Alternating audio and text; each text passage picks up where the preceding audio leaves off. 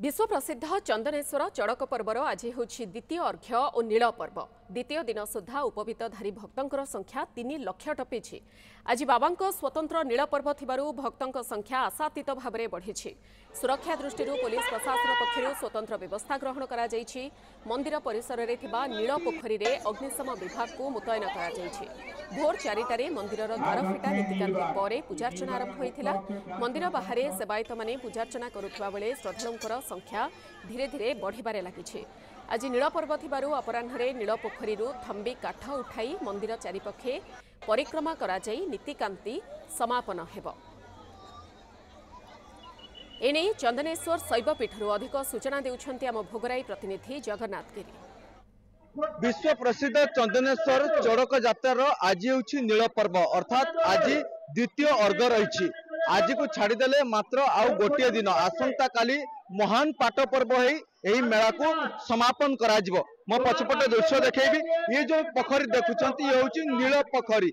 ये नील पोखरी आज जो विशेषत्व रही आज नील पर्व ये नील पर्व रे दुईटी जो थंबी काठ रही शिव एवं दुर्गांकर प्रतीक तांकु आज उठाई पोखरी मंदिर चारिपाखरे परिक्रमा करा जिवो एवं समस्त श्रद्धालुंकर मनरे गोटे विश्वास थाए, गोटे आस्था विश्वास तांको मनरे थाए कहीं से माने से थंबी काठ को से टिके दर्शन करेंगे। एवं मो सहित अच्छा मंदिर मुख्य सेवायत अच्छा आज परंपरा बाबद बुझा आज जो परंपरा आज जो थंबी काठ को उठा ताकू नहीं कौन सब विशेषत्व रही। कर्पूर गौरं करुणावतारं संसार सारं भुजगेन्द्रहारं सदा वसंतं हृदय विंध्यं भवं भवानी सहित नमे। विश्व प्रसिद्ध ये जो बाबा चंदनेश्वर चड़क पर्व आज हूँ महान नील पर्व। ये नील पर्वर विशेषत्व हूँ जिते आठ भक्त श्री बेकड़ी आमर सेवायत माने पंडा माने आमर हाकांड पोखरी महा समारोह आसी एटी आसला एटी महा आरती करा नील पोखरी की नील पोखरी आरती पर समस्त पाठ भक्त श्री बेकड़ी आदेश देला से नील पोखरी की जाई स्तंभी काठ को नहीं आसवे। स्तंभी काठ हूँ बाबा चंदनेश्वर एवं माँ दुर्गांकर प्रतिभू तांको जे स्पर्श कले मनस्कामना पूर्ण हुई। ताकू उठी आसी जो प्रदीक्षण कलापर दक्षिण द्वार रखाଯିव एवं दक्षिण द्वार समस्त आम भक्त मंडली जनसाधारण तांको जे पूजार्चना करे निश्चित मानसिक पूर्ण हुए, मनस्कामना पूर्ण हुए।